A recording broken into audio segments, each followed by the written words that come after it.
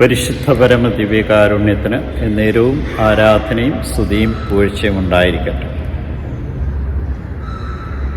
കർത്താവിനെ കാത്തിരുന്നുകൊണ്ട് അവിടുത്തെ മഹത്വപ്പെടുത്തുവാൻ വിളിക്കപ്പെട്ട നമുക്കൊന്നു ചേർന്ന് അവിടുത്തെ ആരാധിച്ച് സ്തുതിച്ച് മഹത്വപ്പെടുത്താം. അവിടുന്ന് നൽകിയ എല്ലാ അനുഗ്രഹങ്ങളെ ഓർത്തുകൊണ്ട് ഈശോയെ ഞങ്ങൾ അങ്ങേ സ്തുതിച്ച് ആരാധിച്ച് മഹത്വപ്പെടുത്തി അങ്ങേക്ക് നന്ദി പറയും.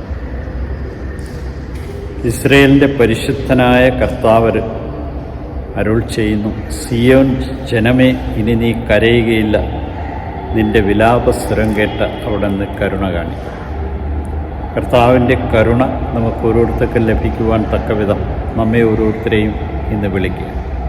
പ്രത്യാശയുടെ കിരണം നമുക്ക് പകർന്നു തന്നുകൊണ്ട് നമ്മുടെ രോഗങ്ങളും ക്ലേശങ്ങളും എല്ലാം ഏറ്റെടുക്കുന്ന കർത്താവിൻ്റെ തിരുമുമ്പിൽ നമ്മെ സമർപ്പിക്കണം. ഇന്നത്തെ വചനത്തിലൂടെ നമ്മെ ഓർപ്പിക്കുകയാണ്, ഈശോ ചുറ്റി സഞ്ചരിച്ചുകൊണ്ട് കടന്നുപോയപ്പോൾ രോഗികളെ സുഖപ്പെടുത്തി പിശാചുബാധിതരുടെ ബന്ധനങ്ങൾ അഴിച്ചു, വചനം പ്രഘോഷിച്ചു. പക്ഷേ കർത്താവ് പറയുന്നുണ്ട്, വിളവുകളേറെ വയലുകളേറെ, വേലക്കാരോ ചുരുക്കം. വിളവിൻ്റെ നാഥനോട് തൻ്റെ വയലിലേക്ക് വേലക്കാരെ അയക്കുവാൻ ആവശ്യപ്പെട്ടു. അതുകൊണ്ട് കർത്താവ് പറയുകയാണ്, നമ്മൾ ഓരോരുത്തരും ഇറങ്ങി പുറപ്പെട്ടേ മതിയാകും.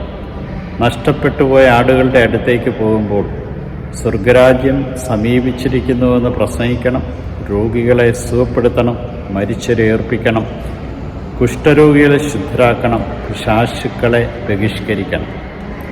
ദാനമായിട്ടാണ് നൽകിയത്, ദാനമായിട്ട് കൊടുക്കണം. ഇന്ന് പ്രത്യേകമായും പ്രാർത്ഥിക്കാം.